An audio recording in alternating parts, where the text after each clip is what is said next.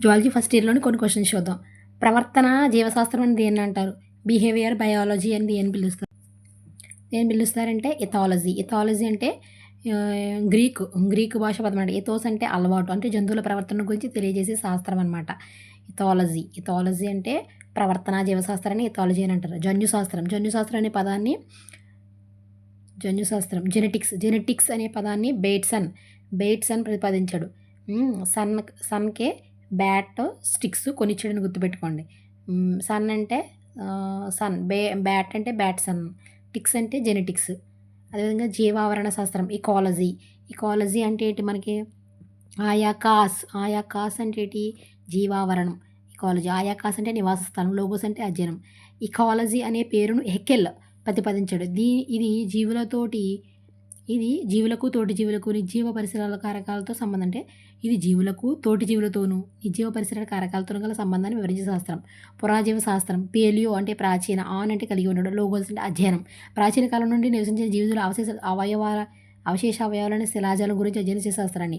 Palaeo zoology అంటే జంతు శిలాజాల గురించి. పేలియో బాటనీ అంటే మొక్కల శిలాజాలం గురించి వివరిస్తుంది అనమాట.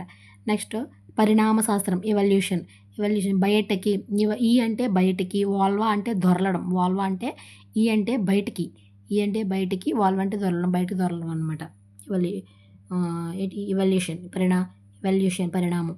జీవి ఆవిర్భావం. పరిసరాలకు అనుగుణంగా నిరంతరం జరిగే జీవులలో కలిగే జన్యు అనుకూలనాల పరమైన మార్పులను, వాటి ఫలితంగా నూతన జాతులు ఏర్పడే విధానాన్ని తెలియజేసే శాస్త్రం. పరిణామం అంటే ఏంటి? వికాసం లేదా విప్పారడం అని అర్థం. పరిణామం అంటే ఏంటి? వికాసం. అంటే ఎవల్యూషన్ అనే పదం ఈ అంటే బయటకని, వాల్వా అంటే దొరలడం.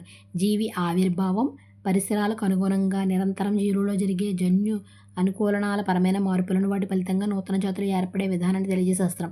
పరిణామం అంటే వికాసం లేదా విపారణం అని అర్థం. జీవ పరిణామం అనే పేరును హెర్బర్ట్ స్పెన్సర్ ప్రతిపాదించాడు. మనకి ఇంకా నెక్స్ట్ జననాంతర అభివృద్ధిని కూడా తెలియజేసేది ఏంటంటే మనకి పిండోత్పత్తి శాస్త్రం. పిండోత్పత్తి అంటే ఏంటి? కేవలం ఫలదీకరణ, సంయుక్త బీజం, వితరణాలు ఇవే కాకుండా జననాంతరం, పుట్టేసిన తర్వాత జననం అనంతరం కూడా అభివృద్ధిని తెలియజేసేది ఏంటంటే మనకి పిండోత్పత్తి శాస్త్రం. పిండోత్పత్తి శాస్త్రాన్ని ఇప్పుడు ఏమని పిలుస్తున్నారంటే అభివృద్ధి జీవశాస్త్రం అని పిలుస్తున్నారు. మనకి జీవశాస్త్రం అనే పదాన్ని ప్రతిపాదించింది ఎవరు? లామార్క్ ఏ దేశస్థుడు? ఫ్రెంచ్ దేశస్థుడు. టాక్సానమీ అనే పదాన్ని ఎవరు ప్రతిపాదించారు? ఏపీడి కండోల్. స్వరూప శాస్త్రం. మనకి ఇవన్నీ ఇందాక చెప్పేశారనమాట ఆల్రెడీ ముందు క్లాస్లో. అంతర్నిర్మాణ శాస్త్రం. కణజాల శాస్త్రాన్ని సూక్ష్మ అంతర్నిర్మాణ శాస్త్రం అని పిలుస్తారు. శరీర ధర్మశాస్త్రం. ఫిజియాలజీ అంటే మనకి